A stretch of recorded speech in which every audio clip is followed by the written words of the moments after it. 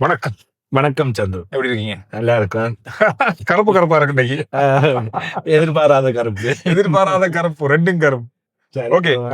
ஆசிய கிண்ணம் நடக்க போகுது. இந்த ஆசிய கிண்ணம் வந்து பெரிய அளவா எதிர்பார்க்கிற ஒரு பெரிய கிரிக்கெட் தொடரா இருக்க போது. பெரிய கிரிக்கெட் திருவிழா அப்படின்னு சொல்லலாம். இந்த கிரிக்கெட் திருவிழாவை நான் சும்மா என்னென்ன தகவல் இருக்கு அப்படின்னு தெரிவிப்பாங்க. எனக்கு ஆரம்பத்திலே ஒரு சந்தேகம் வந்தது. ஏற்கனவே 50 ஓவர்கள் கொண்ட போட்டியா இந்த தொடர் இருந்தது. இப்ப திரும்ப என்ன காரணம் 20 ஓவர்கள் கொண்ட ஆசிய கிண்ணம் நடக்கிறதுக்கு? ஆசிய கிண்ணம் ஆரம்பிக்கும் போது ஒரு நாள் சர்வதேச போட்டி என்று வருகின்ற வேளையில் 50 ஓவர்கள் தான். 2008 அதில் தான் 2020 தொடர் வேர்ல்ட் கப் நடக்கும்போது 2020 வந்தது. 2020 எல்லாம் விளையாடப்பட்டு கொண்டு வரைக்குள்ள 2016ஆம் ஆண்டு முதல் தடவையாக 2020 ஃபார்மேட்டுக்கு மாற்றுவோம். இதை 50 ஓவரில் இதை விளையாட இயலாது, அதுக்காக மாற்றுவோம் என்று சொல்லி மாற்றினாங்க. மாற்றி விளையாடினதுக்கு பிறகு 2018ஓட ஒரு விஷயம் வந்தது. ஆசிய கிண்ணமே நீ இல்லை, போங்கடா, ஒரு செய்தி இருந்துச்சு. நிப்பாட்டிடுவோம். ஒரு 4 வருஷம் நிப்பாட்டிட்டாங்க, விளையாட இல்லை. பிறகு திருப்பி ஆரம்பிச்சது தான் 2022. 2022 இல்ல ஆசிய கிரிக்கெட் சம்மேளனம் மீண்டும் இதுகளை உருவாக்குவோம், நாங்கள் விளையாடலாம், 2020 ஃபார்மேட்ல விளையாடுவோம்னு சொல்லி திருப்பி நடத்தினாங்க. இப்ப நடத்தினதுக்கு பிறகு 2022 மிக வெற்றிகரமாக நல்ல முறையில் மிக சிறப்பாக பணம் வருமானம் எல்லாம் கிடைச்சது. வந்ததும் ஓகே, திரும்ப ஆசிய கிண்ணத்துக்கு பரத்த விறுவிறுப்பு இருக்குது, எதிர்பார்ப்பு இருக்குது, இதை நாங்க தொடர்ந்து நடத்தலாம். அப்ப இனி 50 ஓவர்களாகவே இதை நடத்துவோம் என்று சொல்லி இலங்கையில நடந்தது. 2023 நடந்தது. இனிமேல் 50 ஓவர்கள் தான் நடத்த போகிறதாகவுமே தொடர்ச்சியா சொல்லிட்டும் இருந்தாங்க. ஆனா இந்த வருஷம் திருப்பியும் 2020 ஃபார்மேட்டுக்கு போகலாம் என்று சொல்றாங்க. அநேகமாக 2020 ஃபார்மேட்டுக்கு போறதுக்கான காரணம் அடுத்த வருஷம் நடக்க போற T20 உலகக்கிண்ணம். இலங்கையிலும் இந்தியாவிலும் தான் நடக்க போகிறது. 2020 அதிகமான போட்டிகள் இலங்கையில் நடக்க போகின்றன. எனவே உலகக்கிண்ணம் வருகின்ற வேளையில் பாகிஸ்தானின் போட்டிகள் இலங்கையில் நடைபெறும், இந்தியாவின் போட்டிகளும் இலங்கையில் நடைபெறும், நடைபெறும். இந்தியாவும் பாகிஸ்தானும் விளையாட வேண்டி வந்தால் அந்த போட்டிகள் இலங்கையில் தான் நடைபெறும். பாகிஸ்தான் விளையாட போகின்ற போட்டிகள் யாவுமே இலங்கையில் தான் நடைபெறும். எனவே இவற்றை குறிவைத்துத்தான் இந்த 2020ஆக இம்முறை மாற்றப்பட்டிருக்கின்றது. சில வேளைகளில் மீண்டும் இதை தாண்டி அடுத்த ஆசிய கிண்ணங்கள் விளையாடுகின்ற வேளையில் 50 ஓவர்கள் கிண்ணம் மீதும் வந்தால் அதற்கு ஏற்றால் போலும் செயல்படுத்தக்கூடிய வாய்ப்புகளும் இருக்கின்றன. இப்பொழுது ஆசிய கிண்ணம் என்று வரும்போது ஆசிய அணிகள் தங்களை உலக கிண்ணத்துக்கு தயார்படுத்துவதற்கான ஒரு தொடர். அப்படி நாங்கள் பார்த்தோமாக இருந்தால் வச்சுதான் ஒண்ணு நடக்குது. ஏதாவது ஒரு குறிக்கோள், ஒரு இலக்கு இருக்கத்தானே வேணும். அப்ப அதன் அடிப்படையில இந்த முறை 2020ஆக நடைபெற போகின்றது. அணிகளும் அதிகரிக்கப்பட்டிருக்கின்றது. எத்தனை அணி அதிகரிக்கப்பட்டிருக்கு? இந்த முறை 8 அணிகள். ஏன் துபாயில் நடக்குது? துபாய் இம்முறை ஐக்கிய அரபு அமீரகம் என்று சொல்லப்படுகின்றது. அங்கே அதன் தலைநகர் தான் துபாய். எனவே ஐக்கிய அரபு அமீரகம் அல்லது துபாயில் தான் இம்முறை நடத்துவதற்கான ஏற்பாடுகளை அந்த நாடு ஏற்று செய்கின்றது. எனவே அதன் காரணமாக அங்கே வழங்கப்படுகின்றது. இன்னொரு விஷயம் இருக்கின்றது, இலங்கையில் உலகக்கிண்ணம் வரப்போகின்றது. அதே போன்று பாகிஸ்தான் இந்தியா விளையாட வேண்டும். அந்த நாட்டு மோதல்களுக்கு பொதுவான இடம் ஒன்று தேவை. எனவே துபாய் பொதுவான இடம். இவற்றின் அடிப்படையில் தான் அந்த போட்டிகள் அங்கே நடைபெறுகின்றன. ஆசிய கிண்ண போட்டிகள் என்று பார்க்கின்ற வேளையில் ஷார்ஜா ஆரம்பத்தில் ஐக்கிய அரபு அமீரகம் ஷார்ஜா பெரிய மைதானம். ஆனால் இலங்கை அணி நிறைய சாதனைகளை படைச்ச நிறைய ஷார்ஜா கப் என்றதே ஸ்ரீலங்காவுக்கு பெரிய ஒரு விஷயமானது. ஆனா சந்திரன் இந்த முறை கவலை என்னென்றால் ஷார்ஜாவில் போட்டிகள் இல்லை. எந்த காரணம்? அது பெரிய மைதானம், பிரபலமான மைதானம் ஒரு காலத்துல. இப்பொழுது அதற்கான வசதிகள், ஏற்பாட்டுக்கான வசதி வாய்ப்புகள், இருக்கைகள் பற்றாக்குறை என்பனவற்றின் காரணமாக அபுதாபியில் இன்னும் ஒரு மைதானம் உருவாக்கப்பட்டிருக்கின்றது. IPL போட்டிகள், இந்தியன் பிரீமியர் லீக் 90ஆம் ஆண்டு கால பகுதியில் 90s கிட்ஸ் அவங்க ஷார்ஜா மீக பிரபலம். அதுல ஸ்தலத்தை அடிகள் எல்லாம் ஷார்ஜா இருக்கு. மைதானத்தை பார்த்தாலும் ஒரு அழகான மைதானம்.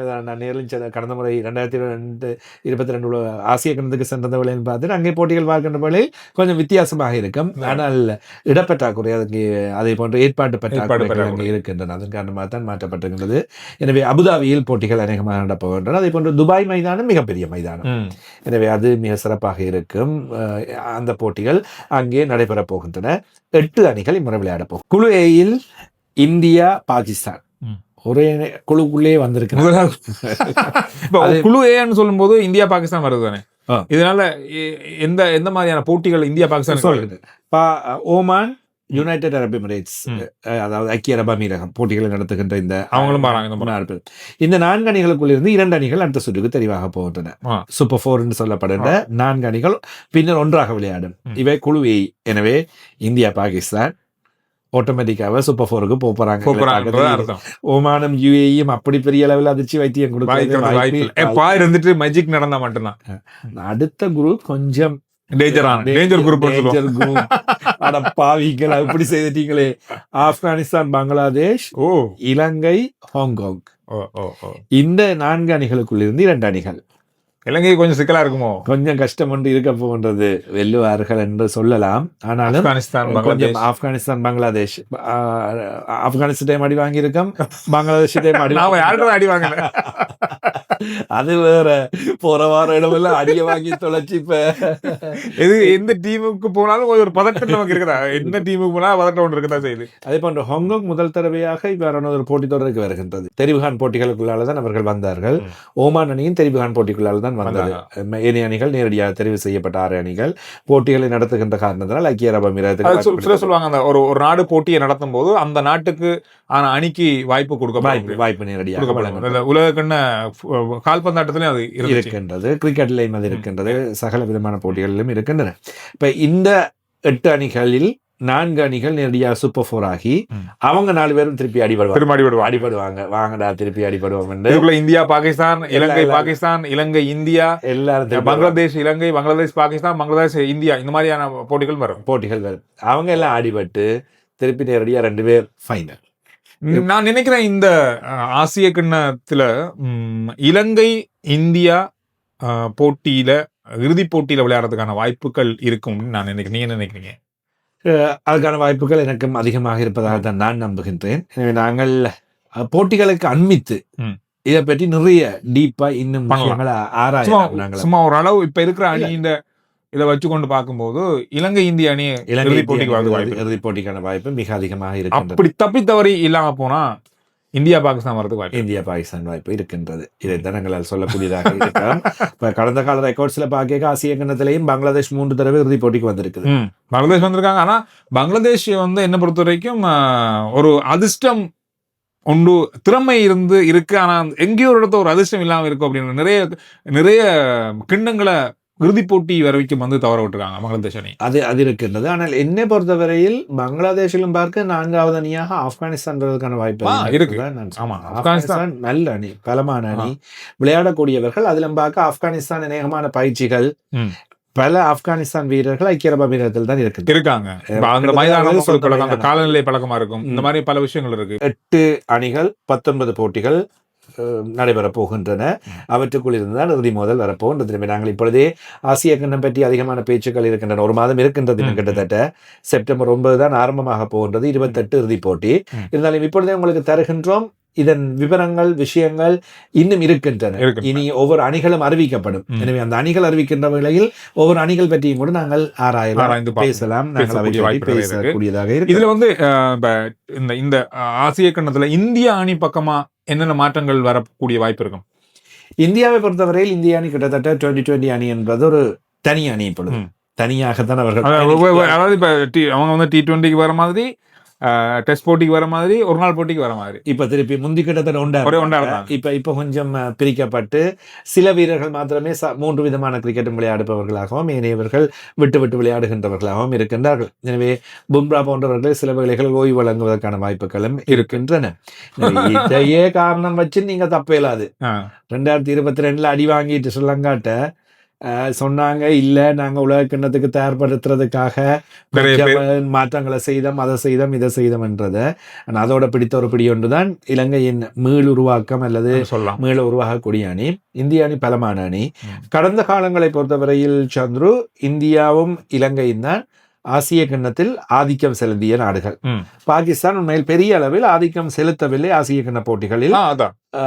15 தடவைகள் இந்தியா விளையாடி இருக்கின்றது, ஒரு தடவை விளையாடவில்லை. இலங்கை 16 தடவைகள், பாகிஸ்தான் 15 தடவைகள், பங்களாதேஷ் 15 தடவைகள் விளையாடி இருக்கின்றார்கள். இதில் 84, 88, 90, 95, 2010, 2016, 2018, 2023 இந்திய அணி சாம்பியன். அதிக தடவைகள் 8 தடவைகள் கிண்ணத்தை வெற்றி பெற்றிருக்கின்றார்கள். அதே போன்று இலங்கை 16 தடவைகளில் 6 தடவை சாம்பியன். கிட்டத்தட்ட இருக்கிறாங்க, பக்கத்துல தான், பெரிய ஒரு வித்தியாசம் இல்லை. அதிகமா இலங்கை இந்திய அணிகள் தான் இறுதி போட்டிக்கு வந்திருக்கின்றன. 86, 97, 2004, 2008, 2014 2022 இந்த 6 தடவைகள் இலங்கை. பாகிஸ்தான் 2000ஆம் ஆண்டும் 2012ஆம் ஆண்டும் 2 தடவைகள். பங்களாதேஷை பொறுத்தவரையில் 2012 2016 2018 இறுதிப் போட்டிகளுக்கு வந்திருக்கின்றன. ஆனா இன்னும் ஆசிய கண்டத்தை பங்களாதேஷ் அணி கைப்பற்ற இல்லை. இந்தியா 2020 ஃபார்மேட்ல 2016 சாம்பியன், இலங்கை 2022 சாம்பியன். 2020 பார்த்தா ஈக்குவல் தான், 2 பேரும் ஒரே மாதிரி. அதனால முதல்ல சொன்னேன் இவங்க 2 பேரும் இறுதிப் போட்டி வர வாய்ப்பு இருக்கு. இப்ப இலங்கை அணி இதற்கு ஏற்றால் போல் தயார்படுத்தல்களை ஆரம்பித்திருக்கின்றது. இம்முறை நேற்று பேசின மாதிரி இந்த 20க்கு 20 போட்டிகளை வைத்துக்கொண்டு உள்ளூர்ல நடக்க போற போட்டிகளை வைத்துக்கொண்டு அணியை தெரிவு செய்யறாங்க. இதுல நிறைய முக்கியமான வீரர்கள் வரதுக்கு இலங்கை அணிக்கு இருக்கு. இலங்கை அணி கொஞ்சம் பலம் பெறும் அப்படின்னு நாங்க எதிர்பார்க்கிறோம். இந்த மாத கடைசியில ஆகஸ்ட் கடைசியில ஜிம்பாப்வே போகுது இலங்கை அணி. அதுக்காக முதலில் அதுலயே நாம தெரிஞ்சிடலாம். இலங்கை 2 ஒருநாள் சர்வதேச போட்டிகள், 50 ஓவர்கள் போட்டிகள், அதன் பின்னர் 3 2020 போட்டிகள், அதை முடிச்சுட்டு நேர ஆசிய கப்புக்கு அங்க போறாங்க. இப்ப அதற்கு ஏற்ற மாதிரி அந்த அங்க ஏதாவது இருந்தால் அல்லது இன்ஜுரிஸ் அல்லது வெளியில போறவங்க போங்க, உள்ள வரவங்க அதுக்கேற்ற மாதிரி ஒரு ஏற்பாடுகளையும் செய்யாங்க. இந்தியாவுக்கு இப்பொழுது போட்டிகள் இல்லை என்று நம்புகின்றேன். எனவே இந்தியா நேரடியாக ஓய்வு எடுத்துட்டு நேர ஆசிய கணத்தை குறிவைத்து அங்கே வரும். எனவே இங்கிலாந்திலிருந்து வருகின்ற சில வீரர்கள் ஆசிய கணத்திற்கு எல்லாம் உள்வாங்கப்படுவார்கள். எனவே அங்கே தயார்படுத்தல்களை செய்து கொண்டு இந்தியா களமிறங்குவதற்கான வாய்ப்புகளும் அதிகமாக இருக்கின்றன. சரி, சப்ஸ்கிரைப் பண்ணுங்க சேனலை, கருத்துக்களை பதிவிடுங்க. என்னென்ன போட்டிகள் பற்றி நீங்க எதிர்பார்ப்பா இருக்கீங்க, எந்த போட்டி பற்றிய தகவல்கள் உங்களுக்கு தேவைப்படுது அப்படின்றதையும் கமெண்ட்ஸ்ல சொல்லுங்க. மீண்டும் சந்திப்போம். நன்றி, வணக்கம். வணக்கம்.